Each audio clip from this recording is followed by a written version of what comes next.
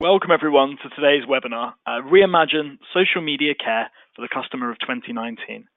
Our customers are constantly changing from the channels they use, the type of response they require, and today we're going to be talking about what your customers will expect from your organization in 2019 and moving forwards, and how this will be reflected by the makeup function of your social media support team. We'll cover how our panelist social media customer care teams are currently looking, how they're currently performing, plus how they see that changing in the coming year. We'll also look at the rise of Messenger, chat and messaging apps. And lastly, we'll look at boosting efficiency along with the latest technologies.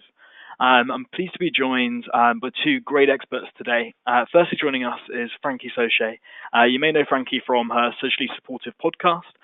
She now also heads up the new social customer care division at the Home Depot. Also joining us is longtime friend of the Insight Group, David Johnston. He leads the social media support for the TSA. Lastly, you are also a vital part of today's discussion. There are over 500 of you signed up for the webinar, including leaders from Domino's Pizza, Southwest Airlines, Oracle, Wells Fargo, Uber, Google, Nissan, and many more great brands. It was great to have you all joining us. So please do type your questions into the chat box, which you can see on the GoToWebinar software now. We'll be sure to answer as many of those as possible throughout the discussion. So the sooner you ask, the sooner we can incorporate it. Right, so to kick off the webinar, before I introduce our panelists, I wanted to get a gauge of the room. So I'm going to launch a quick poll. So that should be coming onto your screens now. Which of the below do you want to achieve most this year? And I'm sure these are all things that you may be looking to do or want to achieve, but which ones, I guess, that top priority for you? Is it reducing waiting and response times, shifting inbound service away from traditional channels to social media, becoming more efficient, boosting retention and sales, or testing a chatbot? And again, I'm sure lots of these are things that you'd like to do. But if you could pick the one that's most important to you, and I can see those results are coming in now. Just over half of you have voted. And it's going to close the poll in 5, 4, 3, 2, 1. So that's the poll closed, and that should be coming onto your screens now. So as that comes up, so becoming more efficient. It's interesting to see that's the winner, but it is very close with shifting inbound service away from traditional channels, reducing waiting/response times. And I think it's an interesting time for becoming more efficient. I think a lot of us have been trying to scale our teams so much over the years and just keeping up, and really now we're at that stage where we can finally mature and get those efficiencies. And we're going to be talking a lot today about kind of different structures for teams and new technologies that can help with that. So yeah, I guess I'd like to welcome our panel. So I guess Frankie, coming to you first, I'd be interested to hear your thoughts on the poll, and is this kind of what you're expecting and what you're seeing as well? Yes, I would definitely say this is what I'm expecting.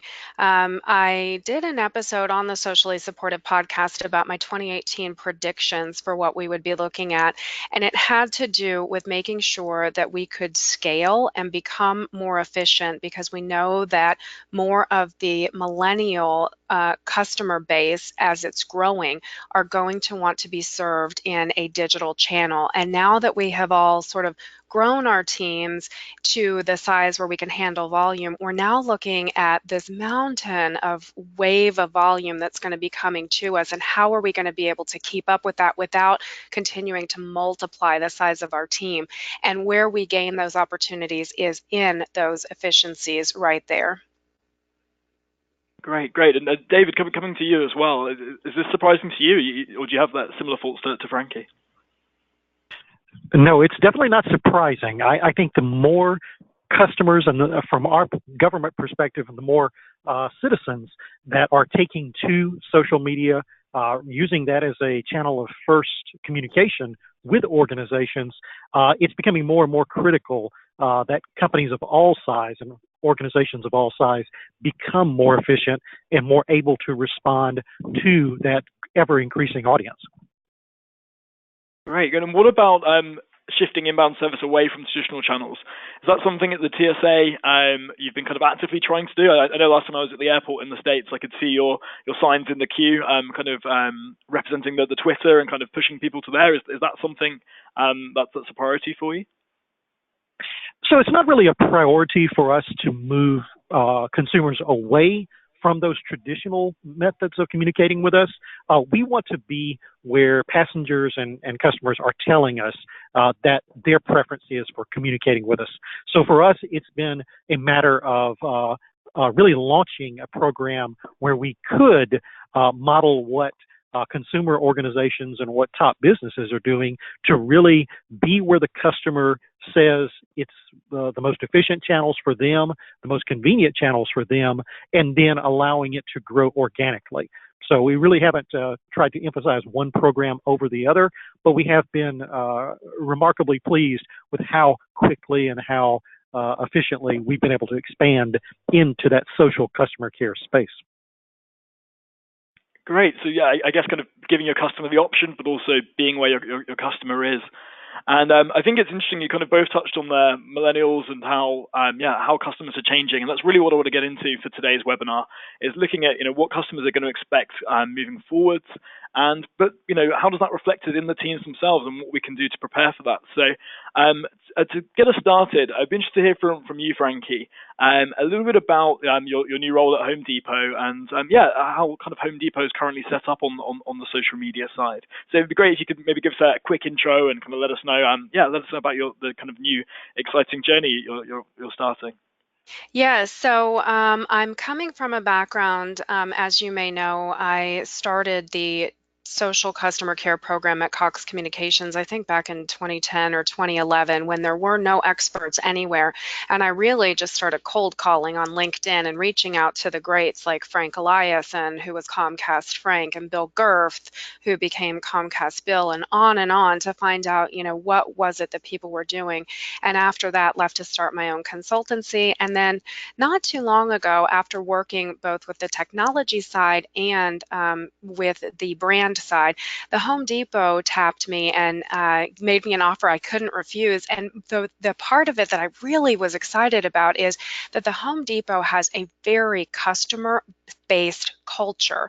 And in this customer-based culture, they see exactly what the TSA was talking about when David said that we want to be where the customer is. So right from the top of the chain all the way down, they had decided that they wanted to put a focus and an emphasis and bring in an expert to help them begin really paying attention and servicing well on the social aspect for customer care.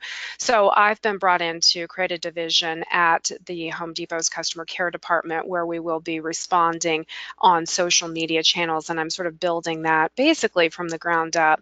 Now, they do have a good presence already existing in their online customer care center that you may or may not have heard about. There is an app for the Home Depot where you can chat right in the app with folks, and that's the online contact center side. So basically we want to go ahead and bring all of that together and make sure that the customer has really seamless interactions between the online world, the social world, and the contact center traditional calling world. Okay, I'm sure that's a challenge for lots of people listening, is bringing these teams together, using the contact center for the digital and social side. And yeah, it's definitely something I've been interested to get a bit more into later in the webinar, is looking at the actual remit of the social team and what actually falls under that. Do channels like WhatsApp come under that? What should be covered by the social team and what shouldn't? But before we get to that, David, I'd like to hear from you as well. If you could just give us a quick intro to your time at the TSA and your team there. Absolutely. Well, I've been with TSA now for a bit over 3 years. I have came aboard TSA with a really exciting time when they were making the decision to launch their social-based customer care. And our program is now just over 3 years old. We're just coming up on our third birthday, and it's been a great program. We have received a great deal of interest and a great deal of growth through these channels, dealing with passengers and dealing with our customers on both Twitter and on Facebook. And it's been something that we continue to see our volume and the number of engagements we deal with grow. We deal with a variety of issues anything from passengers who are having trouble with their TSA PreCheck membership, who might be having questions about items that are allowed or prohibited when they're going through airports, or just customers that want to share a bit more information with us about a recent airport experience. So it's a really great program. It's a program that was one of its first of its kind for the federal government. And we've been really proud to kind of be part of that new government emphasis on customer care. Oh, well, happy third birthday, and great to hear you're spearheading the way there for the rest of kind of the government departments. So I'm actually gonna jump a little bit more into the actual workings of the teams now, and we actually have our first question come in from Viviana, who I actually remember meeting at one of our summits last year. So Viviana, thanks for joining us. She's actually interested to hear about whether your contact centers are kind of in-house or whether you use an outsourcer for that. So I guess, Frankie, coming to you first, at Home Depot, are you using kind of outsourcers for your support centers, or is that something that's looked after in-house by Home Depot? So at this point, the social customer care program is really not existent at the Home Depot. There are a couple of agents in-house that are relying on social customer care, and as you know, I've said we're going to be focusing diligently on growing that. So at this moment in time, I can say no, there are no outsourced plans. I can share, though, that as from running the podcast, there have been a lot of folks that have been on the podcast, many of whom I met at the Insight Group Customer Service Summit. One of the folks who's on the podcast is Sarah Grace McCandless from Sykes. She has many different episodes where she talks about how you ensure that your program is running smoothly, and then if you've got outsourced, offshore, onshore labor, how you really manage that. And what I would say, what I recommend to people is that it is possible to outsource your volume if it makes your company nervous. One thing that you can do is remember now that we've got public interactions that are, publicly on Facebook, they're publicly on Twitter, but then we also have those private dyadic interactions where you've got private messages, you've got messenger customer chat, you've got direct messages. If you want to, you could start by sort of outsourcing those private interactions and make sure when you're doing that you've got a really solid understanding with your outsource partner.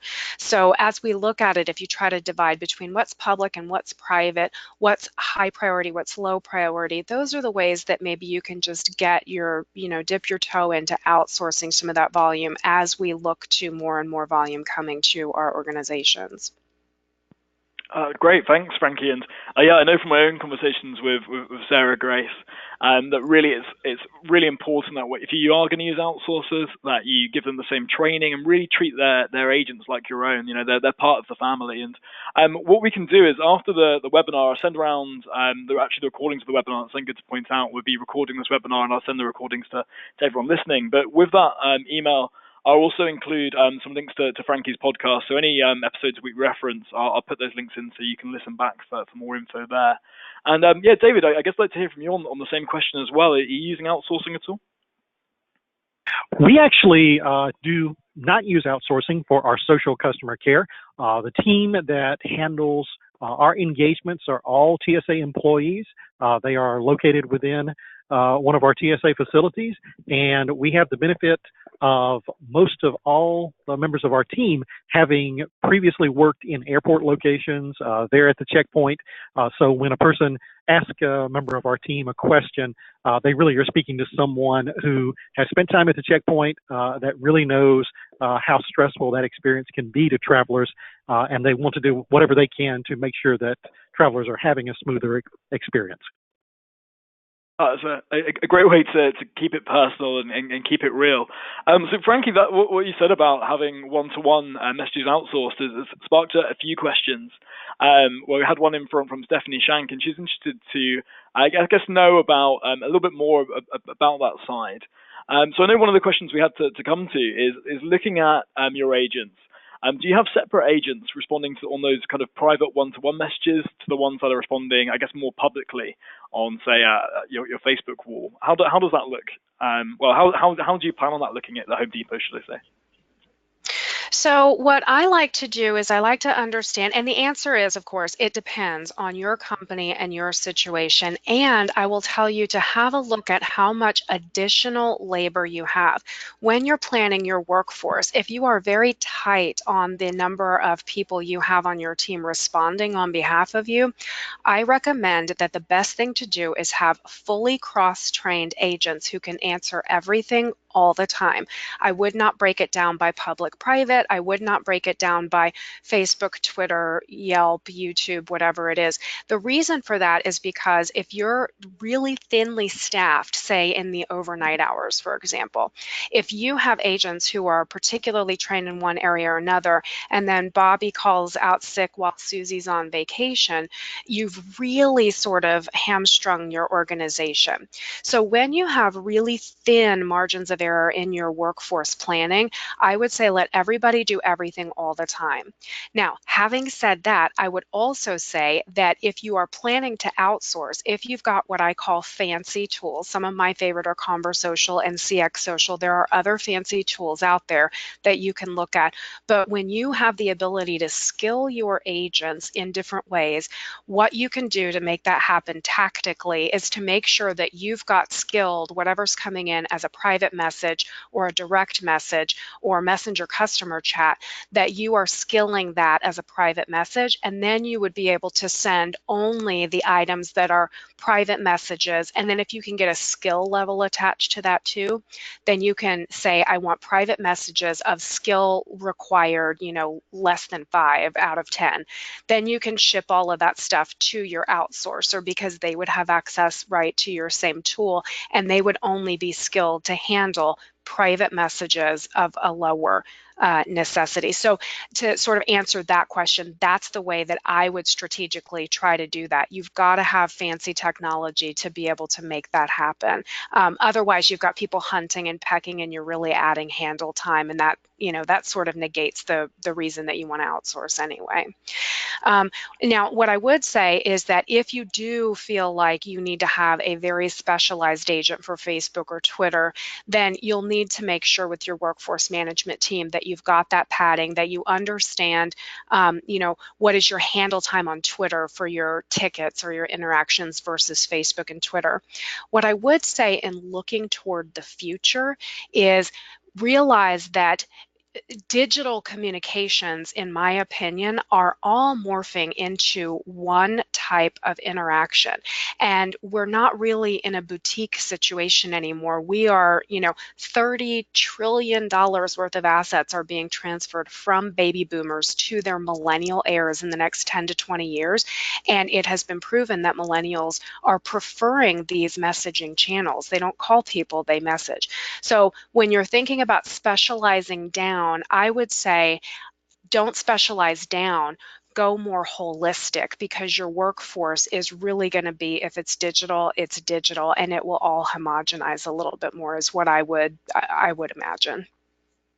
Okay, that makes a lot of sense. And actually, you answered a question there from Barbara. Thanks for joining us, Barbara.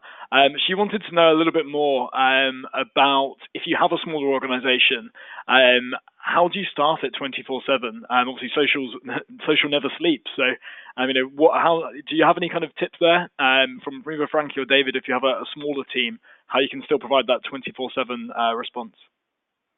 I actually do. Here's what I would say is if you can get arrival patterns, these are,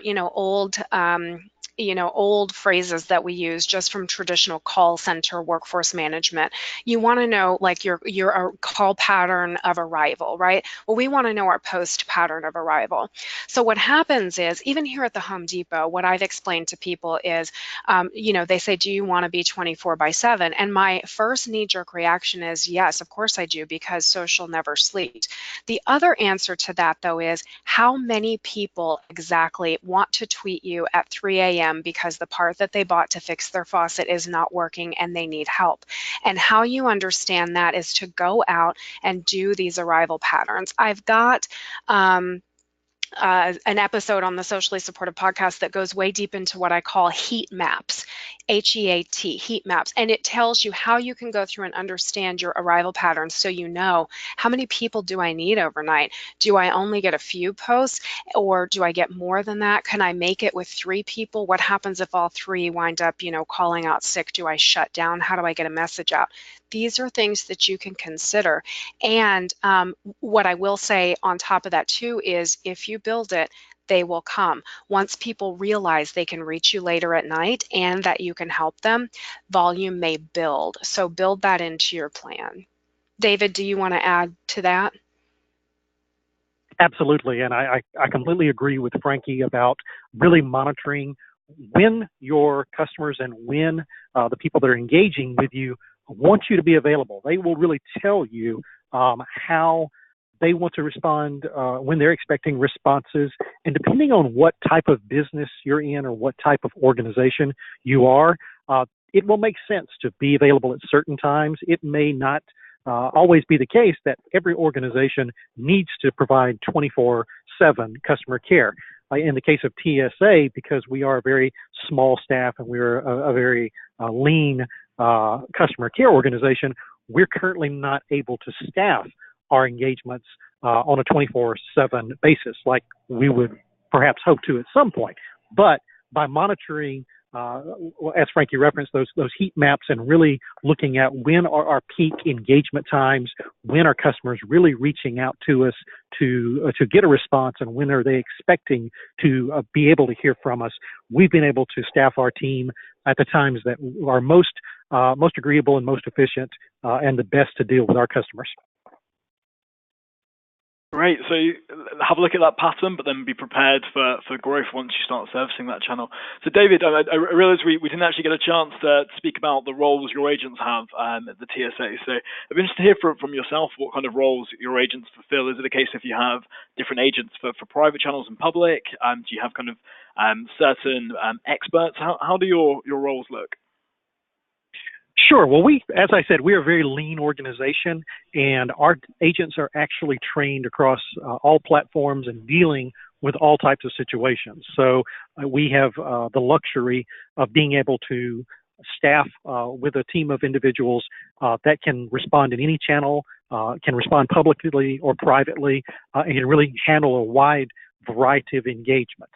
It's something that being a government organization and really being so limited on resources and wanting to be such careful monitors of the public money and the public dollars, we try to keep our organization very lean, and that has resulted in the necessity of our making sure that our team members really be well-rounded and that they actually are able to jump on any platform and deal with customer inquiries no matter what channel they're coming through. All right, thanks for that, David. And I guess kind of the take home from both of you there was if you want to keep your teams, I guess, as lean and efficient as possible, you need to make sure all your agents are ready to kind of jump in and handle as many different situations as possible. We've got lots of questions coming in, so thank you for all. Please do keep them coming. I want to go to a question from Nick quickly. Nick, thanks for joining us. So Nick's asking, which social media programs or tools do you use at the TSA? And I guess we're completely independent here at the Insight Group, and I don't want to kind of get into a long list of vendors. But David, is there any kind of tools you want to shout out, or any particular ones that you really like using?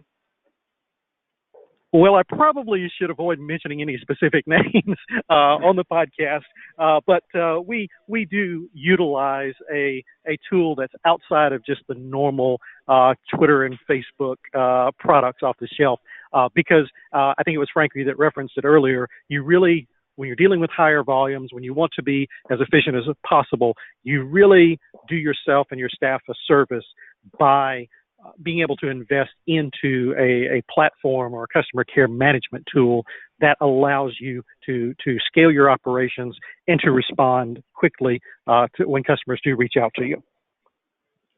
Great, thanks for that. Is there any you wanted to? I know you mentioned a couple earlier, Frankie. Are there any tools you wanted to give a quick shout out to? Yeah, absolutely. And I'll tell you the reason why I like the tools that I like, because I come from the theory that return on investment is becoming more and more important. A lot of folks who are in charge of running operations at large companies around the globe, when they give you millions of dollars to run your organization and treat your customers, they want to understand, and rightfully so, what are they getting back from that investment? So when we first started out with technology a while ago, it was all marketing based. And what we could see is clicks, likes, and shares, and we could see warm and fuzzy, negative, positive, neutral sentiment. We were not able to see operational metrics. And what we get from operational metrics like handle time and initial response time, things like these, is we get the ability to accurately forecast. We can see how much each one of our interactions costs, and then we can also understand what it is that we are giving back to the organization. Picture this. If you are in your organization, you're running your social media customer care team, and if you're a retail center, maybe you have something going on sale. If you are, providing services, maybe you've got a blitz where you're going to have something happen with services. If you can take a piece of paper and walk down the hall to your boss and say, hey, if you give me 10 extra people, I can save our company $20,000 this weekend during this sale. I'm sold when that happens. There are very few pieces of technology that can do things like that out there, and that's what I'm after, is return on investment. So having said that, some of my favorites are Conversocial. Josh is the CEO of Conversocial. He just wrote the book Message Me. He was at the last customer service summit. I'm sure he'll be at the next one. And then I also like CX Social. They've got great technology. It's a Clarabridge product. And so either of those, if you're interested in those particularly, you can go to the podcast. And I will throw a third one out if it's helpful. Community is fantastic, and the Telligent Community, which is a Verint product, will integrate with these different tools to the best of my knowledge. And I've used the Telligent Community product in the past and had great success with it. That really reduces your cost per transaction because it's customers helping customers. So those are some pieces of technology to check into if you're really wanting to understand the financial side as well as the customer satisfaction side of what you're offering back to the business.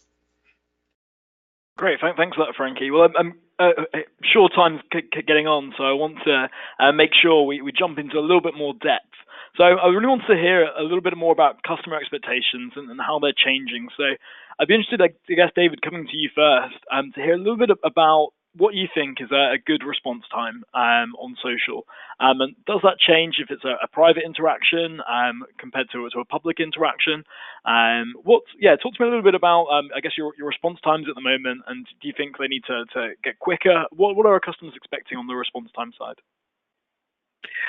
For us at TSA, what we really have set as our goal is a 15-minute response time to customer engagements. And that is a goal that we're still working to meet consistently. Our current response time, when our team is available and is staffing the channels, is about 20 to 25 minutes. And that's a number that we keep working to bring down and to respond to travelers as quickly as possible. We all know that when we are preparing for a trip, when we're packing, perhaps even when we're in the airport, we want an answer and we need that information quickly as possible. And I think that a lot of companies now are really just doing an amazing job really being able to answer customers within a few minutes. We have seen the expectation within the past few years really change from customers being happy if they heard from a company within a few hours to the expectation was, I expect to hear from a company in less than an hour, to now I think the customer expectation has really gone to, I expect to hear something from a company within 15 minutes. So it's something that with each engagement that each company does, we see that experience and that level of customer expectation, the bar being raised by such great companies that are out in the public space providing their customers excellent customer care and quick responses. And even though we're not in that same space, being a government organization, we understand that that expectation is still there, and we want to do what we can to meet that and really to respond to customers and travelers as quickly as possible. Does that response time expectation change for different channels? You know, if I tweet you, do I require a quicker response than, say, a Facebook post? Or if I'm messaging your team and it's kind of more of that kind of chat style interaction, do you need to give a quicker response there? What do you think the kind of channel affects expected response times? You know, honestly, Aaron, if you were asking me this question a year ago, I think I would have answered it differently. I think once upon a time, customers had an expectation that they would hear a quicker response on Twitter and perhaps a private message sent through one of the traditional chat channels might have taken longer to receive a response. But I think that consumer expectation is changing. I think that really the general consumer is becoming rather platform agnostic, and they have an expectation that they're going to hear from you quickly, no matter which channel they choose to use or if they've chose to post something publicly or privately. So I think that, again, referencing that bar being raised, we're seeing an expectation change that no matter what platform a customer may use to reach out to us, we need to be responding to them as quickly as possible. Great. I guess that's the end goal. You know, always as quick as possible, no matter kind of the expectation. But Frankie, coming to you, when you're kind of building your new team at Home Depot, how do you see what are you kind of expecting as your I guess kind of an achievable response time, and what's the holy grail for you with regards to response times? Well, I think that David, when he spoke to a 15-minute response time, I have seen that the best of the best that I'm seeing right now, I'll even give a shout out, T-Mobile, Michelle Matson and that team is doing a fantastic job of responding consistently in that 5 to 15-minute range. And you can see that at Social Bakers. If you guys are looking up your quarterly results to see if you've made the top 10 socially devoted list, they consistently crush that over and over again. So that 5 to 15-minute mark it's where you need to be. It's table stakes for the travel industry, and of course, you know, David and the TSA are part of that travel industry. So that's what I think is where everybody needs to be. That's what I'll be trying to aim for once we've got the team up and running, is that 5 to 15-minute mark. I think that the point that I'll point out here, though, is not a total resolve. We've got in an old school sort of call center mentality, we look at overall handle time of a call because a person is stuck to that telephone the entire time that you're doing something. But to the point of the travel industry, I'm at the airport and I go, ooh, I forgot to cancel that appointment with the lawn company, you know, for whatever reason. So I want to tweet whoever and say, hey, you know, I need to do something here. Can you help me? The initial response time is of you coming back and saying, hey, I've got this, let me look into it for you. And then I can hop on my plane and you won't bother me until you either A, need me, or B, you've got a resolution back for me. So we kind of paradigm shift on, instead, average handle time is important because you have to be able to staff and what have you. But the trepidation that customers feel is, are these people going to respond to my tweet? Because many companies still don't. So there's this feeling of fear associated with that lack of response. And when you can get that fear to settle down and the customer knows that they're being taken care of, the overall handle time in this sense doesn't matter as much as it used to when you were tied to a telephone on the wall. That's interesting, and we've actually just had a question from Natalie, and she was asking pretty much just that. How do you think the importance of the initial response time versus the total resolution time? And it sounds like, from what you're saying, Frankie, it's important to respond as quickly as possible, even if that's just to say, hey, you know, we're going to look into this, or we've got your back here. But how does that? Yeah, how important is that overall resolution time?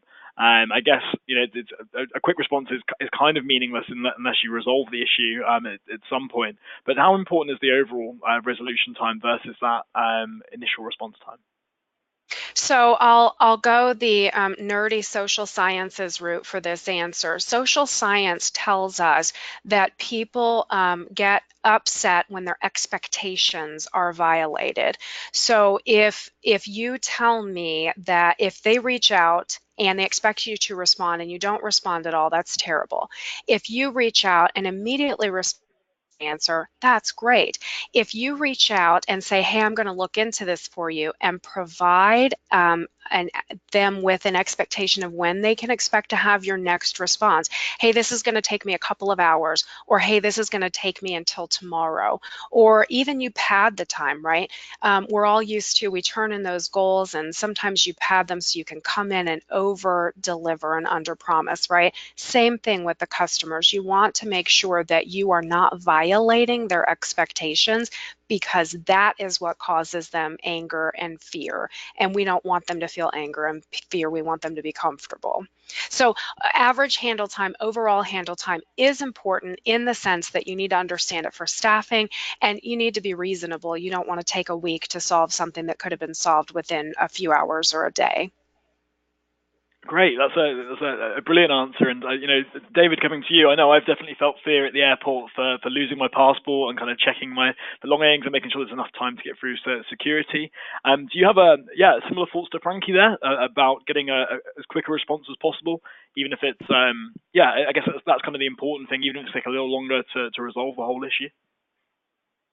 Yes, I totally agree with Frankie, and I think another element of that is that when customers are reaching out to you, they, generally speaking, are understanding that if they are looking for a simple yes or no answer to something, a relatively minor issue, they expect a response time and a resolution time to be almost instantaneous, or at least in that 5 to 15 minute mark that Frankie said. But I also think that customers do understand if you have a need to research a situation, or it's an issue that's more complicated and requires a bit more digging, a bit more dealing with perhaps different departments. Customers do, I think, understand that. But to Frankie's point, it is incredibly important to have that first interaction, that quick response to, yes, we are listening to you. We do understand that you have an issue or you have a question, and that it's going to take us a little bit longer, but setting that reasonable expectation of we will be able to respond to you in whatever that time frame is that you feel is appropriate.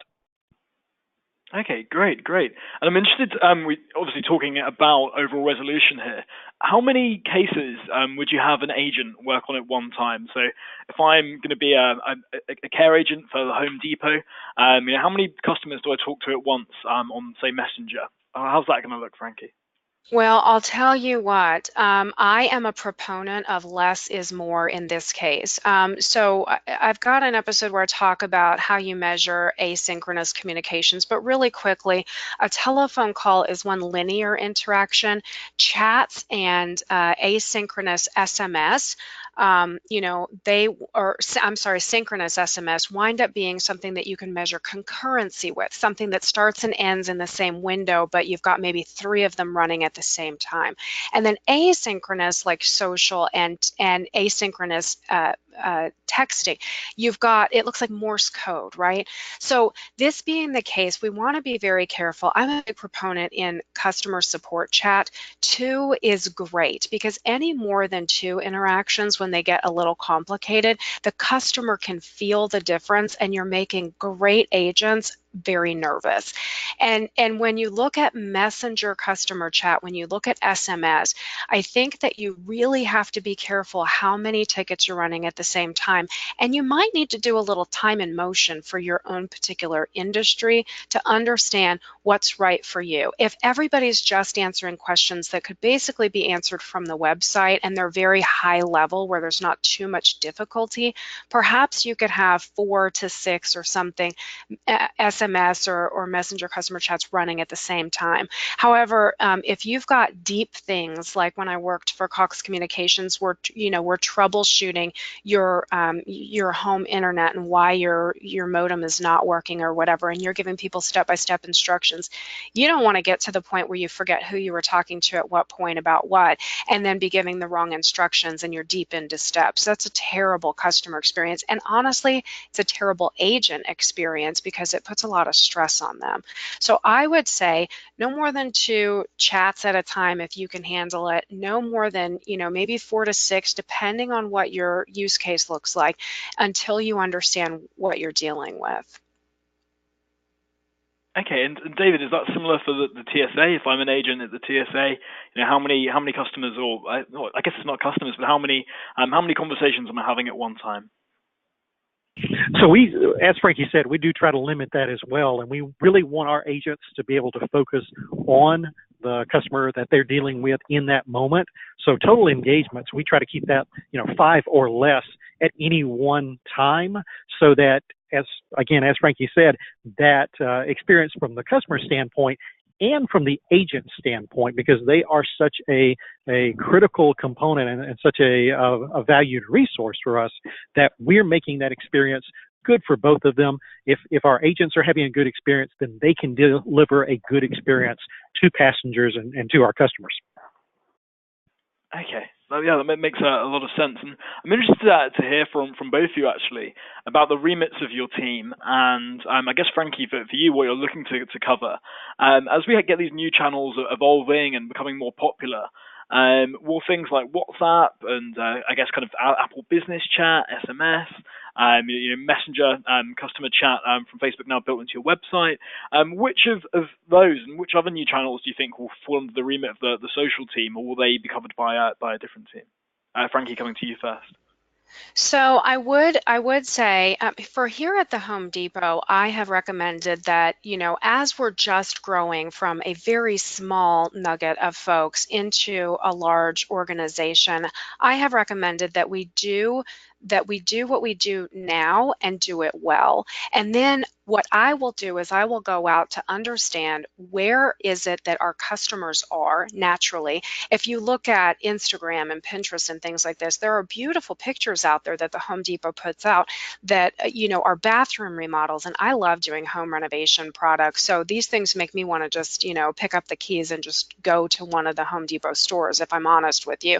So when you've got customers that are gathering and that it makes sense for you to be in that space, that's where we will go. And I would tell anyone, I have a lemonade stand example that I use. And when your marketing organization, who can tend to, sort of set the pace on where you're going to be going and where you're going to be marketing to people, what I would say for people to think about is, in those channels, can those people respond to me in that channel? Because as soon as you put out a piece of material and then the customer is able to respond, there's a chance that those responses will be questions, complaints, concerns.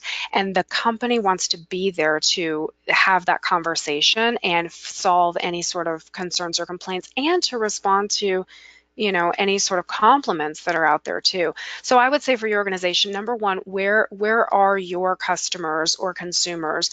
Does it make sense for you to be there too? And then, do customers want you to respond to them there? Okay, that makes a lot of sense, and I think it's becoming more and more important than ever to have a really close relationship with your marketing team. They're the ones who are kind of looking for new ways to reach their customers, constantly jumping into these new channels and putting their foot in the water. But also, you're the one that now has probably a better relationship with your customers than your marketing team does. It's getting harder and harder to reach people via email, but the customer care team have these one-on-one relationships and a real chance to drive future business and build that customer loyalty. So definitely have a close relationship with your marketing team and work closely with them as you look at these new channels. But David, coming to you, I'd be interested to hear what channels your team currently covers, and if there's any new channels you think you'll be adding in the next year. So we currently are involved with Facebook Messenger and Twitter. Looking ahead to the upcoming year, I don't see us making any major changes as far as adding new platforms, simply because we want to make sure we're doing as good a job as possible, that we've really refined our process for those two channels before we really add any new platforms for engaging with travelers. Although I will say that when I look at the number of people that choose to communicate with us and choose to interact with us via our TSA Instagram account, it is very tempting to want to really engage with that audience. But again, we will learn to fly on the Facebook channel and the Twitter channel before we really look to become involved with another audience. Okay, yeah, that makes a lot of sense. And yeah, if you haven't already, go check out the TSA Instagram account. It's great. I'm definitely a fan.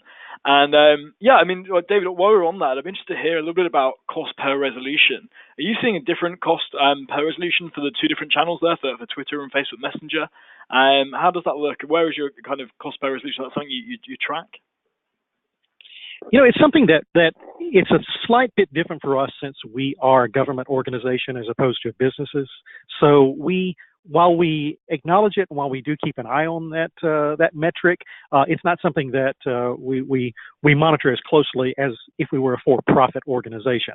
That being said, I will say that anecdotally, what we tend to see is that our cost per engagement is slightly different between Twitter and between Facebook, simply because our Twitter engagements are very quick, simple, usually yes or no type engagements. A lot of photographs sent over saying, can I bring this item or not? Whereas when we engage with travelers on Facebook, more often than not, there tend to be a series of questions. It becomes much more conversational, and we will have longer engagements when we're talking about our Facebook audience as opposed to our Twitter audience. So there is a bit of a difference there, and it's fascinating to see how those two platforms have kind of evolved into short engagements with us and then the longer engagements. Okay, and that actually fits with the question we just had come in from Kenda. She's interested to know about how quickly people drop off chat. So if someone sends you a message and say you don't respond for 20 minutes, are they likely to kind of just drop off and kind of not be there, not kind of waiting for a response? Is that something you look into? So if I was to say message the TSA and you don't respond for say an hour, maybe I'm not going to be there because I'm getting on a plane, or is that something you kind of track how long you actually have to respond? Absolutely. And again, referencing something I said earlier, I think that the customer expectations with that have really evolved based on the number of customer organizations and customer service groups that are really doing a great job. When we first started almost 3 years ago, passengers would have an expectation of being available and expecting us to respond really within an hour, 2 hours, whereas recently, we've seen that expectation really change. And if we're not responding to a customer within 15 to 30 minutes, there's really a high chance that we're going to lose that engagement, that they're going to drop off, or that we will receive a follow-up message.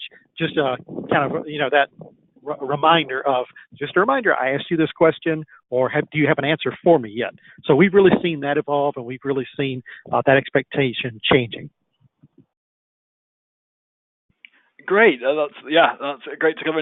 So I realize we're quickly running out of time, so I'm keen to jump in and look at a few more questions. One of the ones I had down was to look at AI and chatbots. So when we did the poll at the start of the webinar, lots of you out there aren't looking at testing chatbots at the moment. I know that can be quite a scary prospect. But Frankie, coming to you, what sort of kind of AI and chatbot, or are you looking at bringing kind of chatbots to Home Depot? Are they going to be on the roadmap at any stage? Yes, I think so. And I will tell you that there are many different ways that you can get into chatbots, and there are different levels of things that you can do. What I recommend, based on the folks that I've interviewed for the podcast, I think there's a week of chatbots that's back in the podcast if anybody's really interested in understanding what they should be measuring and why and how. What I've heard from the folks that are running some of the technology companies that offer chatbots is best practice is to make sure that questions that could easily be answered on your website but customers choose to ask you instead, those are great places to start just to dip your toe in the water and do a pilot for different chatbot technology. That way you can sort of understand what's working and what isn't.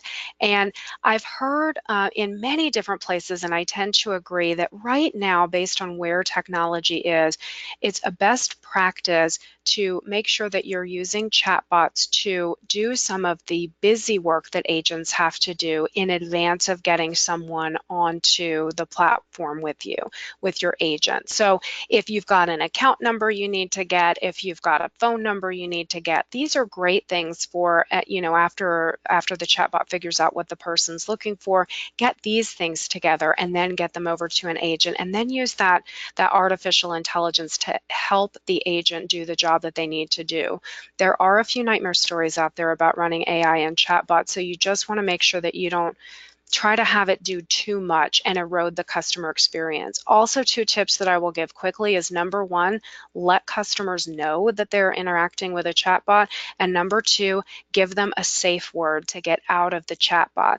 Because if they don't feel trapped in the chatbot, even if they get nervous and they stop using the chatbot, they'll be more likely to go back and try it again if they know that they can get out of the chatbot if they want to. So those would be high-level tips that I would have about chatbots. And yes, I definitely think it's worthwhile, and that'll be something I'll be looking into here. Okay, I think there's some great tips in there for when you're starting out, and I think we've all heard some of the horror stories with chatbots. So it's great to have kind of a simple, I guess, easy way to dip your toe in the water. And yeah, I mean, David, coming to you, I imagine there's a lot of challenges being a government organization with chatbots and kind of putting things in their hands. But is that something that's on the roadmap for you? It's certainly something that we're keeping our eyes on. I think that the potential of AI and chatbots is incredible. I think it's something that if we're looking, 3 to 5 years down the road, we'll be having a conversation about how they really revolutionized and changed customer care.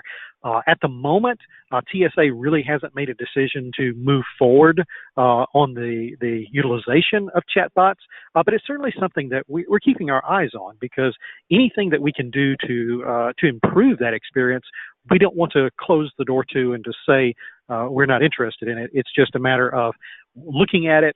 How do you implement it smartly, and how do you implement it in a way that works for any regulations that your organization or that your business might have, and how do you do it in a way that gives the customers the best experience possible?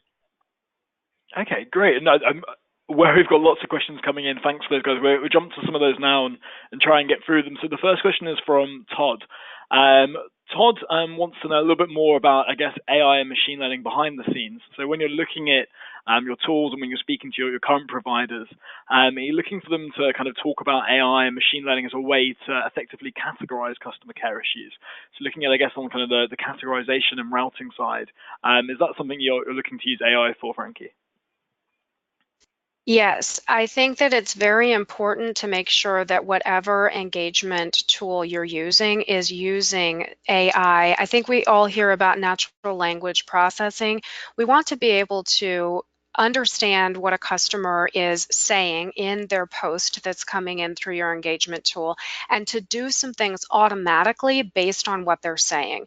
So for example, if you are some sort of utility company and a customer wants to report an outage, it's a very good practice to know that when the word outage comes in, then maybe there are some steps right behind that that make sense for your automation to do. And then you want to be able to understand when you are taking that learning, the deep data learning from that, you want to be able to loop that back and understand when people say the word outage, what is their initial sentiment? How does it change after they interact with someone in the social customer care department? And what are the different word triggers that cause that change? Yes, it's very important to be able to leverage all of that, because you're saving time for the agents, you're saving time and frustration for the customers. So I definitely think it's important. Okay, and David, coming to you as well, looking at kind of the AI machine learning on the back end, is that something that you're kind of asking your tools about more often? And I guess a second part to that question, how often is it you review your tools? There's obviously lots of different tools out there, you're all using kind of automation in different ways, and yeah, how often do you review your kind of tech stack and the solutions that you're using? So to answer the first part of that question, I do think machine learning is something that any company that's kind of operating in this space should be keeping an eye on, especially as they are evaluating new platforms or just at least even benchmarking where their current platform is. For TSA, because we are part of the federal government, our purchasing cycle and acquisition cycle is a bit different than other organizations. We actually look at our platforms every 2 to 3 years to really make a decision on where are we, where is the industry at that particular time, so that we are providing our agents and providing our passengers and customers with the best experience possible, utilizing a platform that is an industry leader. Okay, great. And I know we're running out of time, but I want to get to one last question from Karen. And that's, what's the most important factor to measure customer effort or customer success with digital channels? So I'm sure there's kind of lots of things you could kind of look at there. But Frankie, coming to you, what's kind of, I guess, the 1 minute answer to that when you're looking at the most important factor for measuring effort and customer success with digital channels?